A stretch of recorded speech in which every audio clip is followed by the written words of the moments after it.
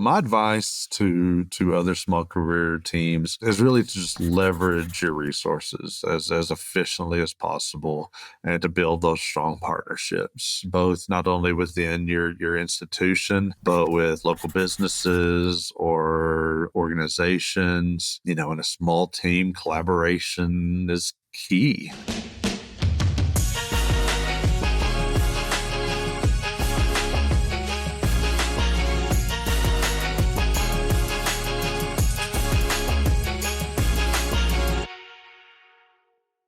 Hey everyone, welcome back to the Career Everywhere podcast.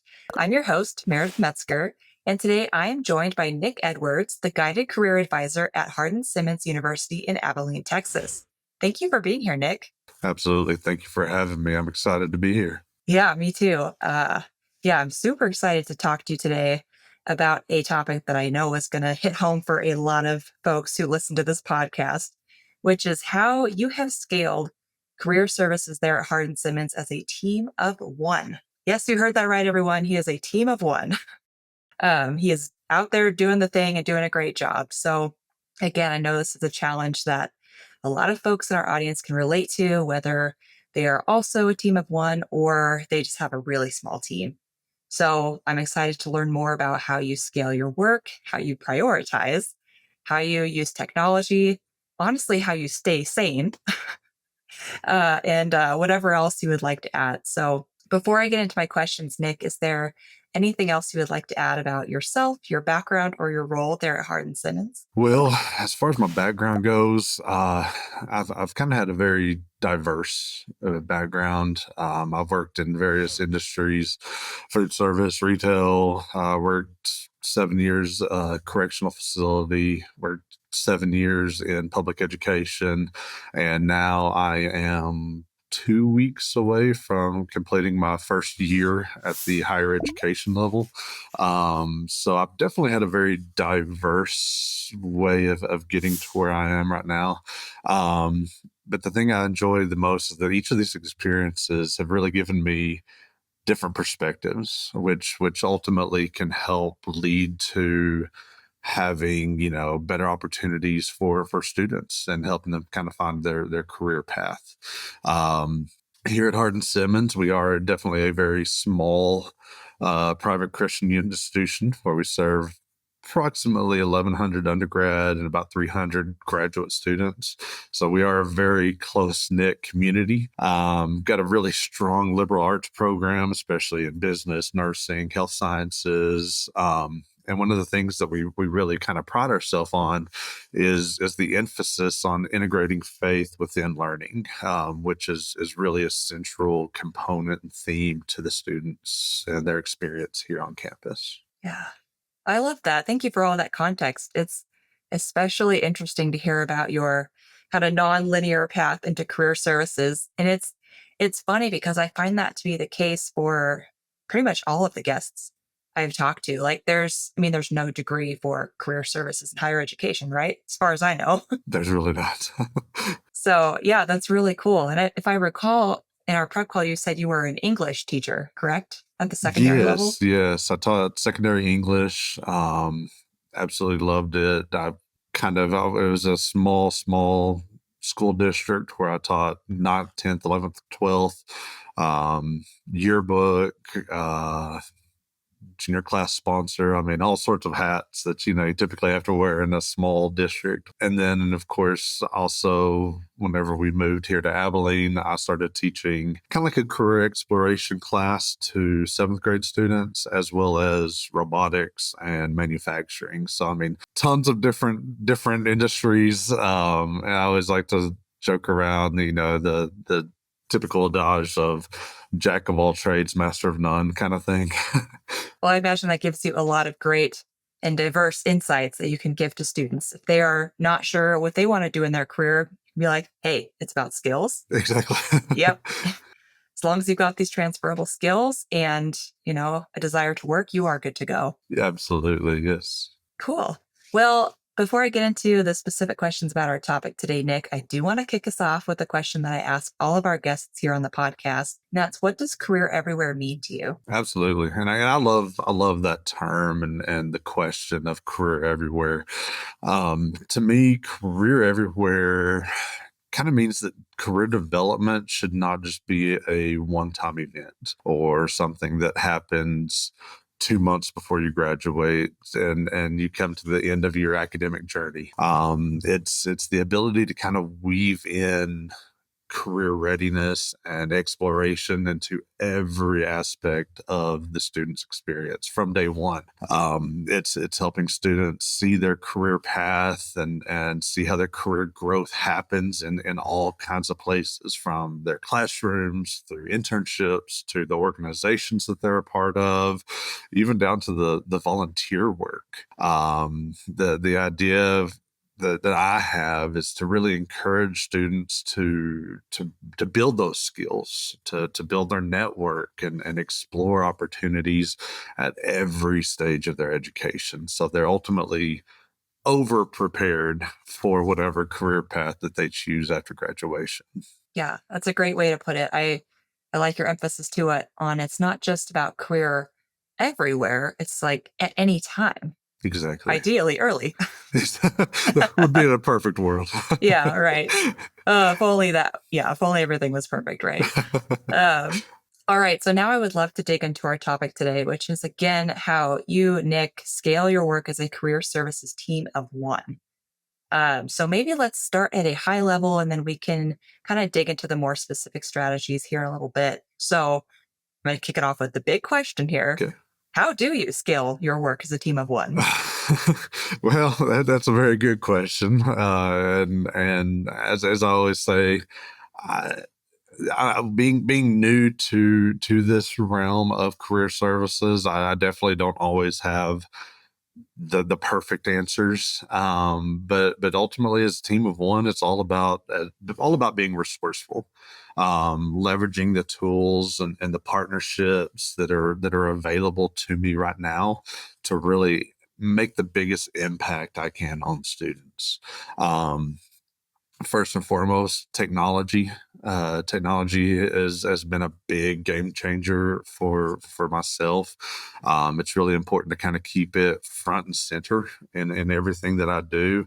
I rely heavily on tools and partnerships such as uConnect to really build that central hub for everything that has to do with careers.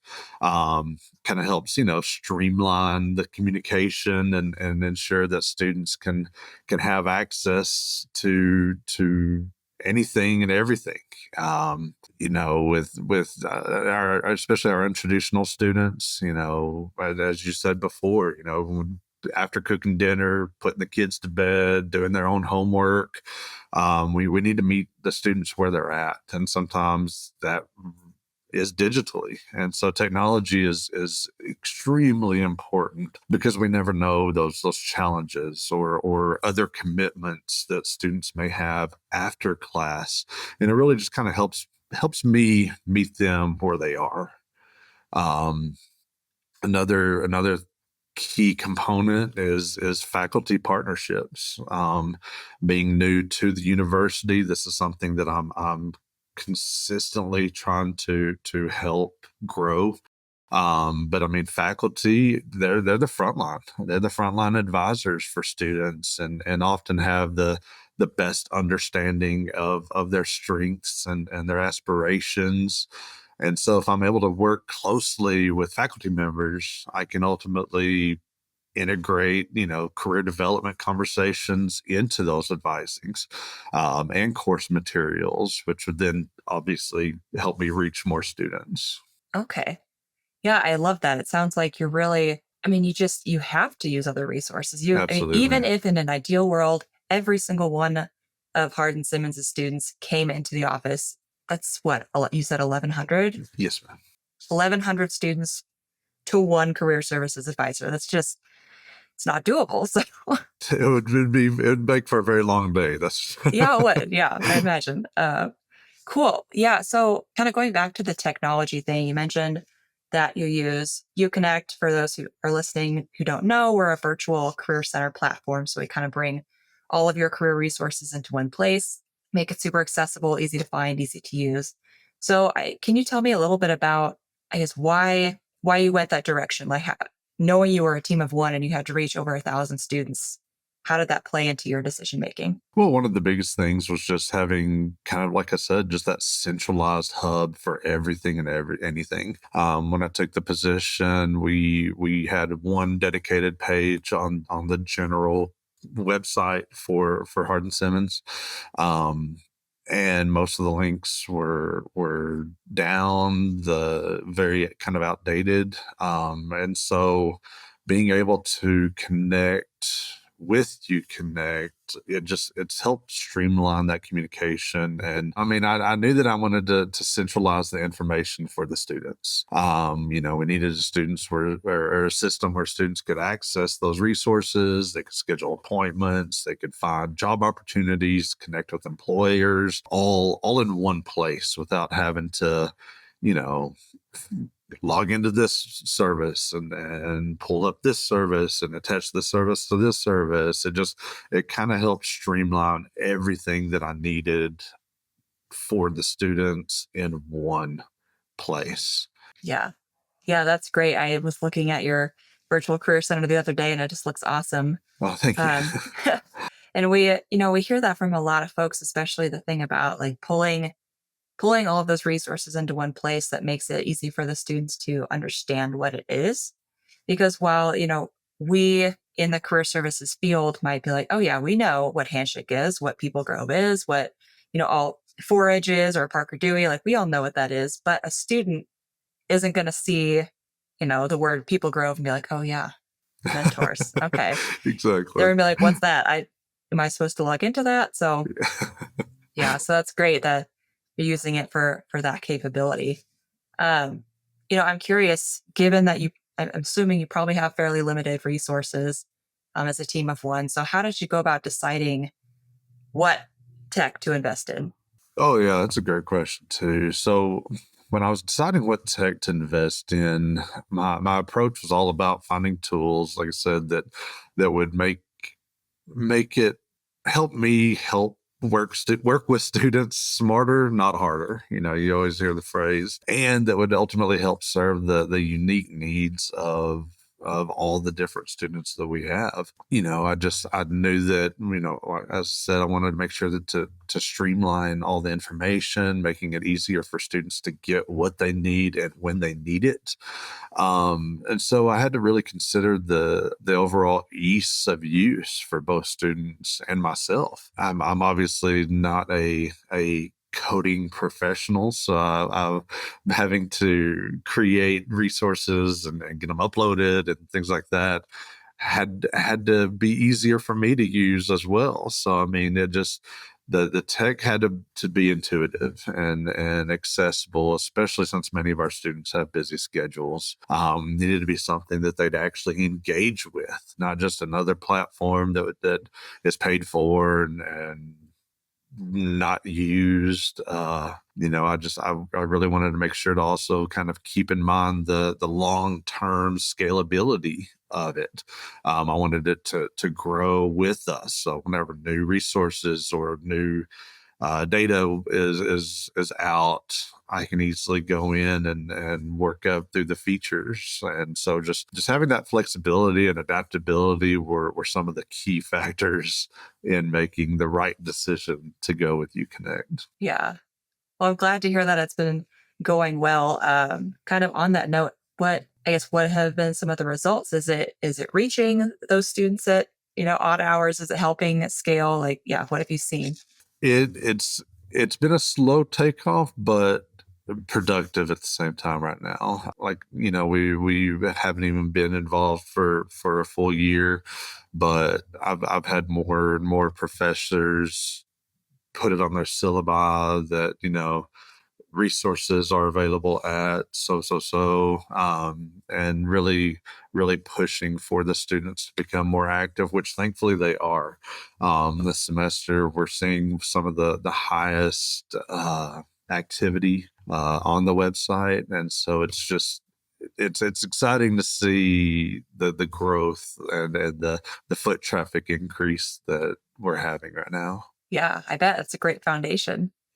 You mentioned just now and earlier too that faculty partnerships is a big way you're kind of expanding your impact there as a team of one. So can you tell me a little bit more about which faculty members are you working with, and I guess how are you working together? Are you providing them like stuff for their syllabi? Yeah, just tell me what those relationships look like. Yeah, of course. So what I kind of did is I looked through, the NACE competencies, and being a former teacher myself, I kind of pre-made, easy to induce, lesson plans that have everything to do with, career searching or resume building or interviewing or networking and LinkedIn profile creation, for especially for our capstone project faculty.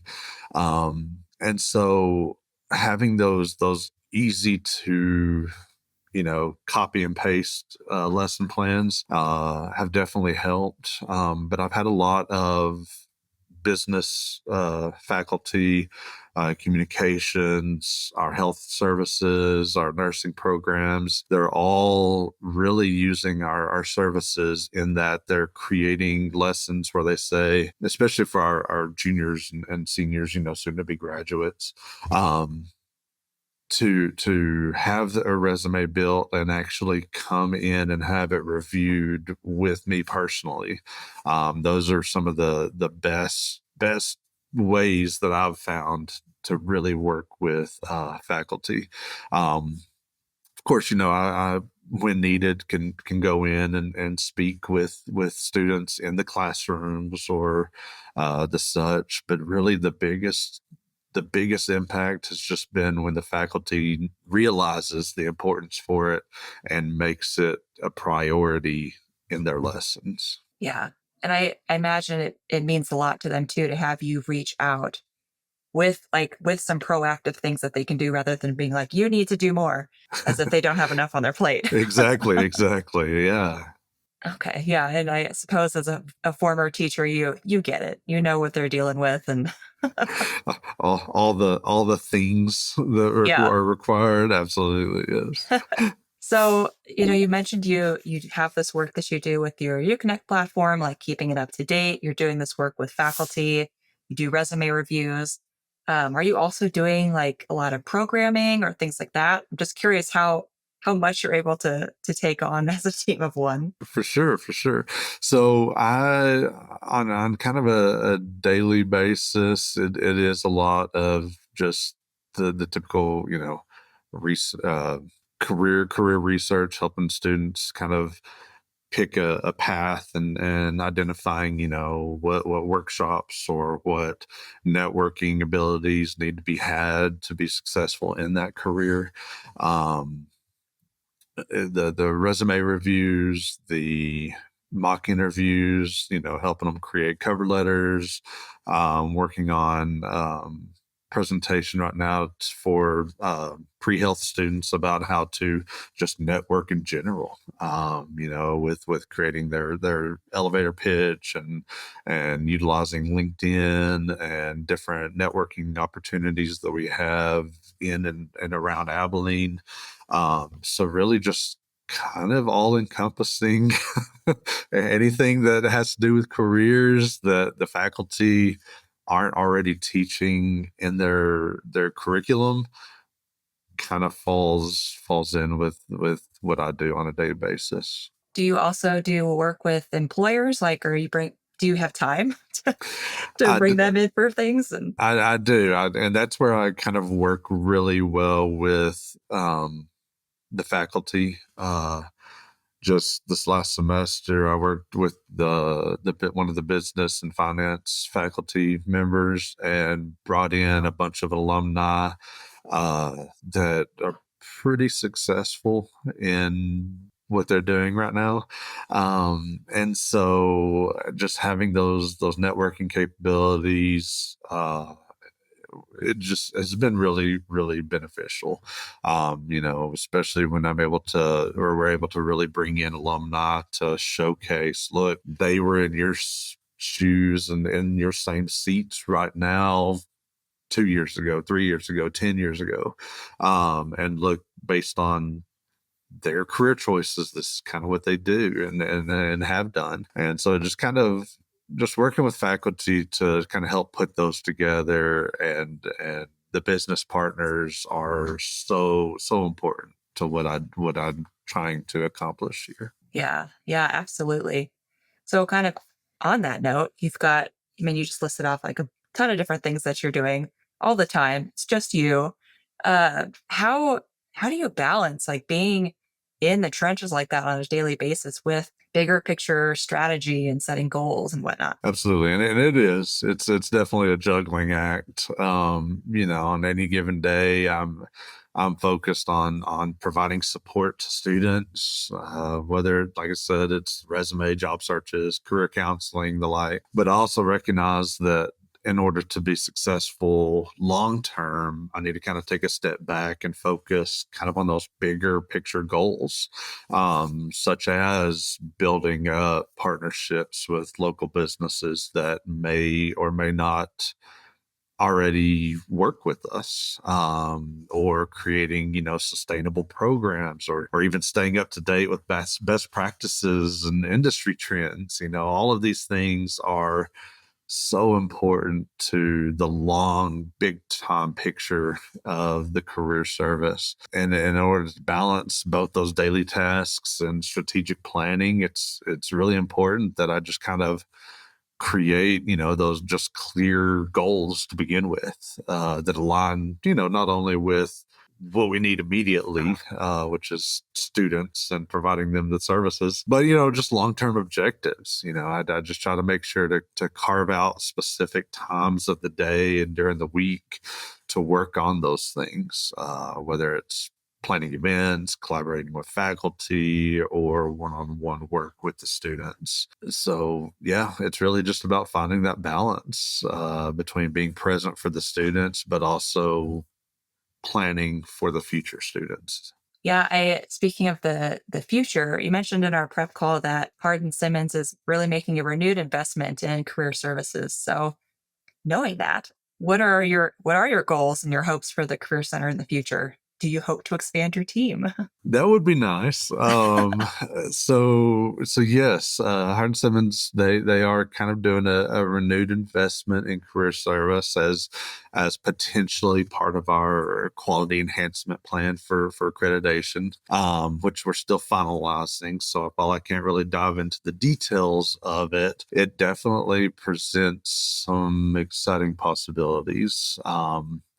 One of my main goals is to really expand the resources available to the students, making it more accessible and better integrated within their academic experience. Whether it's offering more industry specific workshops, or creating and working with businesses to offer more internship opportunities. So those are all some of the baseline things that we're kind of trying to work on. But as far as expanding the team, that's definitely something I'd love to see. While I am proud of what we've accomplished just as a team of one, having more specialties in areas like employment relations, or career coaching, or even outreach would definitely help me support students in a more kind of a targeted way. However, if additional hires aren't possible in the future, I'll still continue to do my best to provide the meaningful support that our students need. Yeah, you strike me as the type of person who's always going to want to do his best regardless. Absolutely. Yes, ma'am. Yes, ma'am.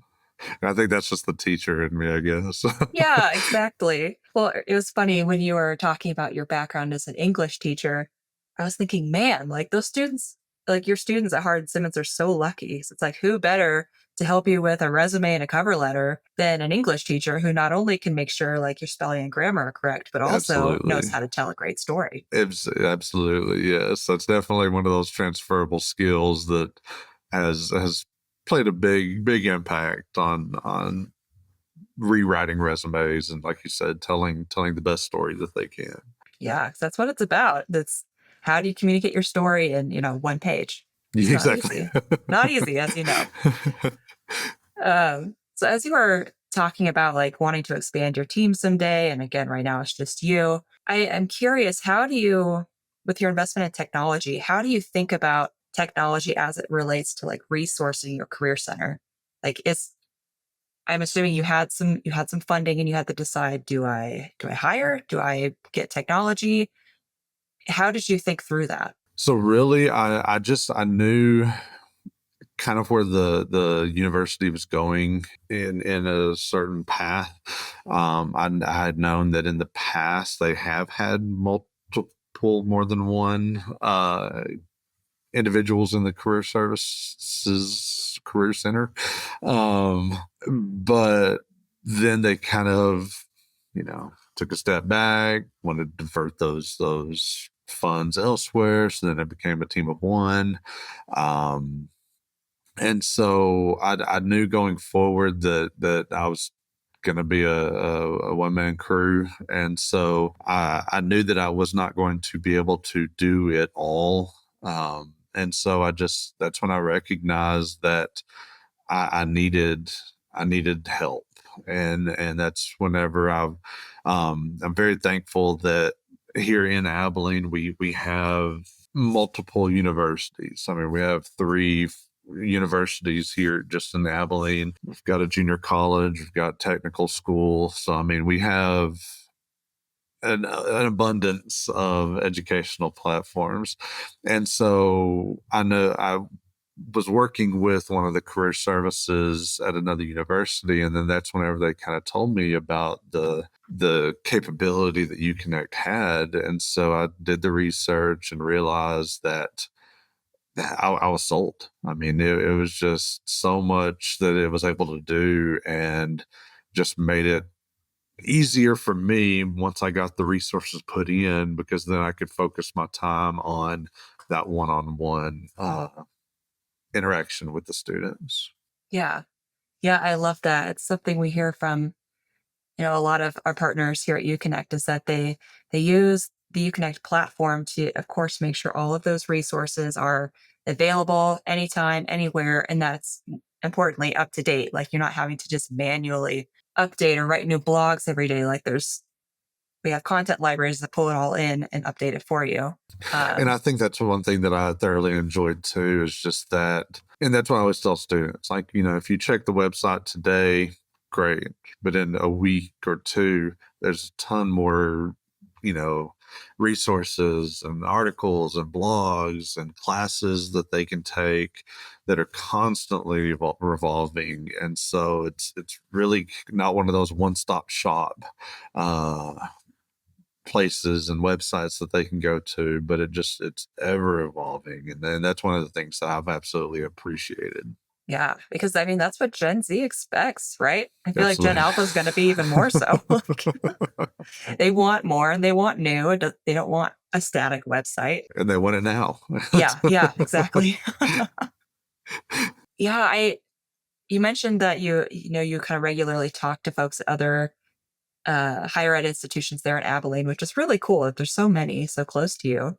How have those partnerships and um, those relationships helped you as a team of one? Because I imagine it's kind of hard not having someone else in house to bounce ideas off of. It really is. Which when I was working, in the English department, I was the English department, so I was used to not having anybody to really bounce ideas off of, and so having the ability to work closely with the other career services in town have definitely helped, especially me being new to higher ed, being new to career services. It was important. I mean, it's been important, and I completely cherish the time that I have with individuals from those campuses, because like you said, we are able to share resources, we are able to bounce ideas off each other, even putting together job fairs that benefit all of the college students in Abilene. We have every year we put on a really large teacher fair for our education students, and so we work together to pull in resources and get those school districts to come on campus. And it's a really, really wonderful collaboration that we have, and I could not be any more proud of what they are able to do on their campus. Yeah, I am really glad you brought up the like career fair thing because I was just thinking that. I'm like, how does one person do a career fair? So it sounds like you do kind of a joint thing with is it Abilene Christian and In McMurray. McMurray? Yes, Okay. ma'am. Yes, ma'am. And Cisco College. Um, yes, we it's now we still each will have our own career fair that sometimes industry specific, but there are some that we work close with each other on, just kind of a consortium group, where we really are able to kind of, like I said, work together to make it easier for everybody and as a whole. Okay. Yeah, I mean that makes sense. Why wouldn't you pool the Absolutely. talent, pool the resources? One thing I was just thinking about, I talked to Cameron, who was your customer success manager here at uConnect for a while, and he mentioned that there, yeah, he's great.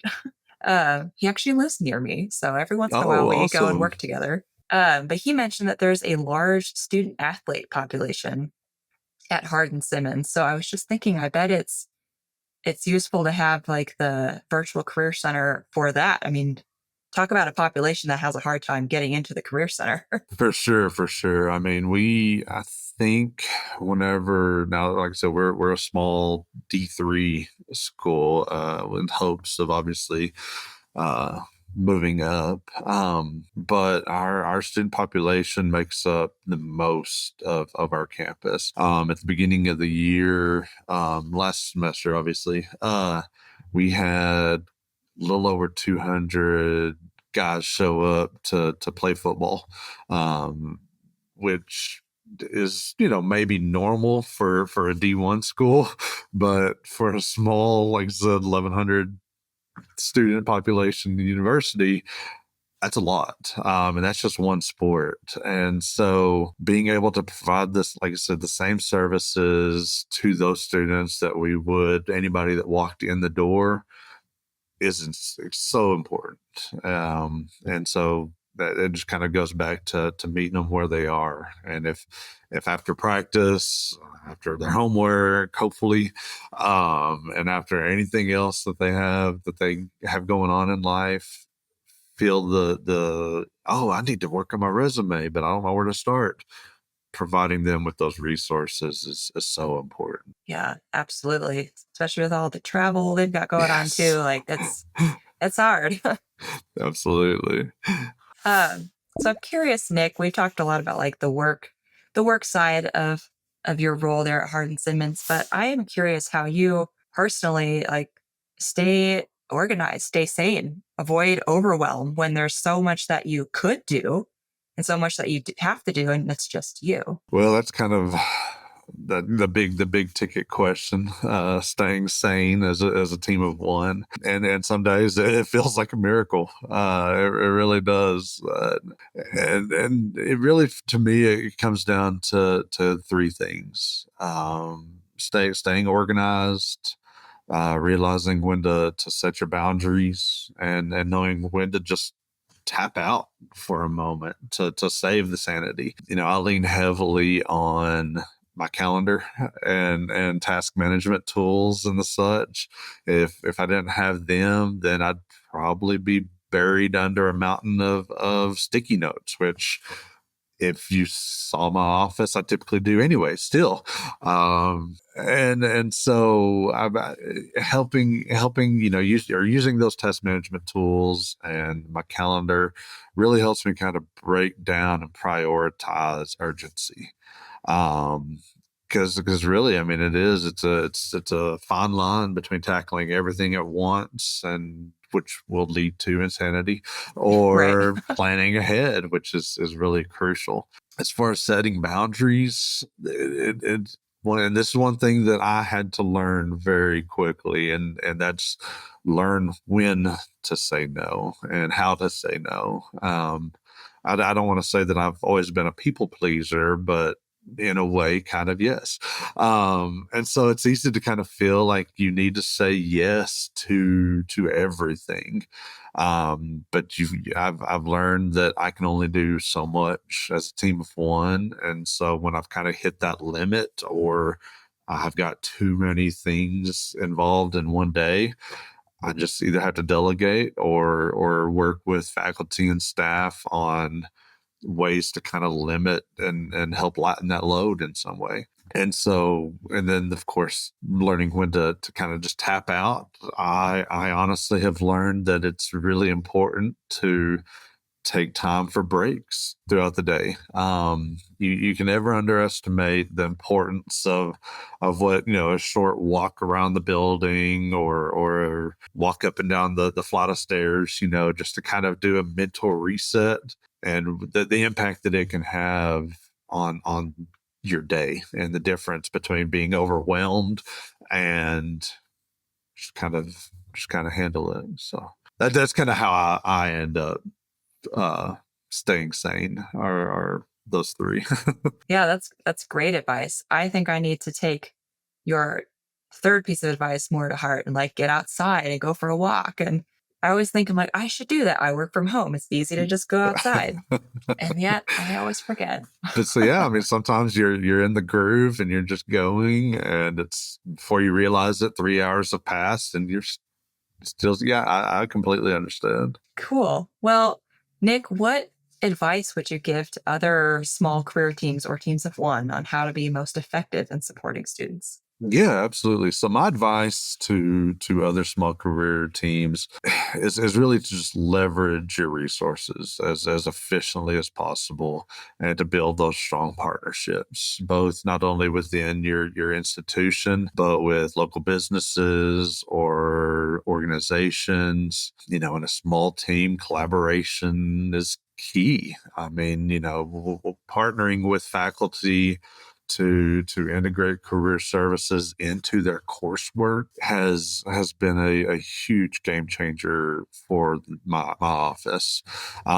Helping students realize that, those career focused workshops and how they align with student academic goals is key when working with faculty. Um, Additionally, utilizing technology, that's been kind of one of the main themes of today. You utilize that technology to the best that you can. Let uConnect help expand your reach without increasing your workload. Focus on those creating scalable solutions to help you meet the larger student all at once, while still being able to maintain the ability to offer that one-on-one. And so really that's kind of my key takeaway, is just collaborate and technology. Yeah, that's great advice. And I appreciated your mention of how like, the virtual career center can handle a lot of that. The more, I mean, there are important tasks, but it's more like repetitive, like resume advice, things like that, which frees up you, or, if you're a small team, frees up all of you for the more like high touch one-on-one interactions that still need to happen, but can be a little more uh, yeah, a little more personalized than maybe like just doing, answering the same resume questions over and over. And that leads me to one of the most important things that I've learned too, as a career of one, or career services of one, is to learn how to celebrate the small wins. Each student that secures an internship, or even learns or lands an interview with their dream job, is a success. And so those small wins should be celebrated, even if it's just you behind the scenes, finding a way to celebrate those small wins is big in my eyes. Yeah. How do you celebrate the wins? I've got some pretty good support individuals, whether it's the program director or my assistant provost or my president, or most importantly, my wife and my family. Just being able to tell them of the small successes, it just kind of makes me feel better. Yeah. Obviously, celebrating with the student and congratulating them on being able to land the internship or the job or the interview is obviously big. Um, but getting to celebrate that with them, but more importantly, like I said, my family, my work family, and things like that is huge. Yeah. That's great. Yeah. So someone has to know when there's victories to be Yes, celebrated. absolutely, yes. Okay. Well, Nick, I do want to be mindful of our time here, but is there anything else you would like to add before I kind of start wrapping us up? Really, I just want to take this moment to thank you, Meredith, for everything that you do. The opportunity today to share these experiences and the insights that I have. It's been definitely a pleasure discussing the challenges and strategies that come with running a career center with a team of one.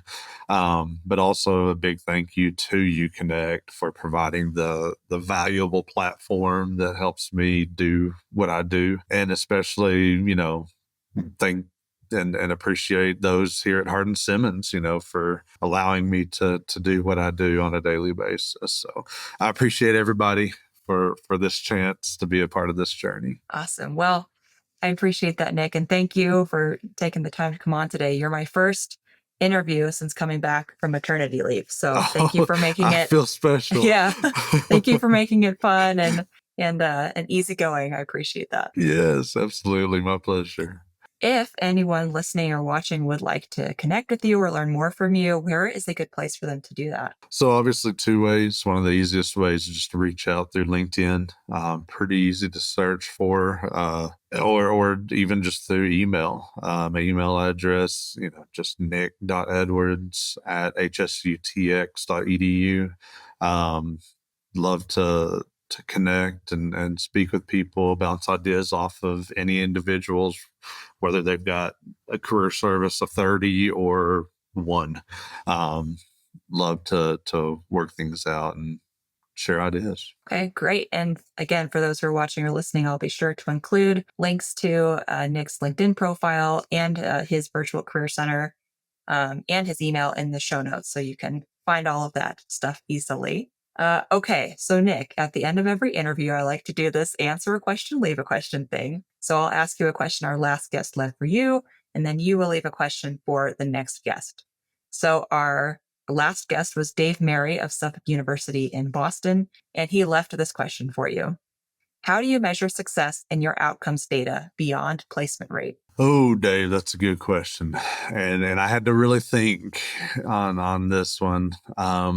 Measuring success in our outcomes data definitely goes beyond just looking at placement rates. While yes, securing a job is important, there, in my eyes, are other key indicators that tell the full story of how well we're doing. First, I typically look at career readiness. And we can usually get that from talking with, you know, the employers, identifying how ready the students were when they entered the workforce, whether it's those soft skills, communication, problem solving, things like that, all the way up to the technical skills. And so just being able to identify those career readiness abilities is one of the ways. Another way I monitor is I usually monitor student satisfaction, whether it's through surveys, feedback forms, and the like.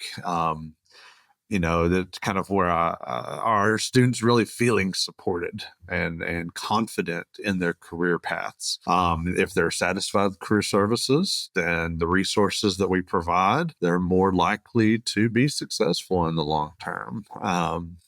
And then finally, I tend to really look at not just job placement, but as it aligns with their career goals and the positions that they land. It's, as I said before, it's not just about getting a job, but getting a job that aligns with the background and the skills that they've learned here at Hardin-Simmons. If a student lands a job where that aligns more with those career goals and the lessons that they learned here on campus, then they're tend to be a little more meaningful and potentially advancing their careers. And so I consider that a strong indicator of success. Yeah, I love that. It's getting a little bit of that qualitative data in with the quantitative as well.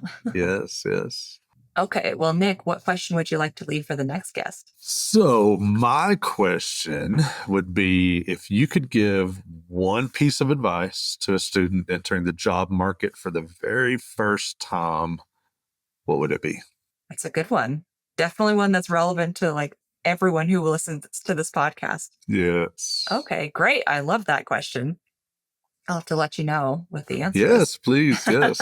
I'll have to make sure I'm listening for the next round. Yeah, there you go. All right, great. Well, Nick, thank you so much for taking the time to join me on the podcast today. This was, like I said, this was just really fun, easygoing conversation, Absolutely. It filled is with my lots of good pleasure. information. Yeah, Well, I so hope thank so. you. Hopefully I can help in any way possible. And anybody, like I said, that wants to reach out and collaborate and just discuss, I'm always readily available.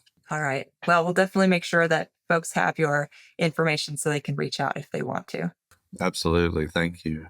Yeah. All right. Well, Nick, thank you so much again. And I hope you have a great rest of your week. You as well. Thank y'all so much.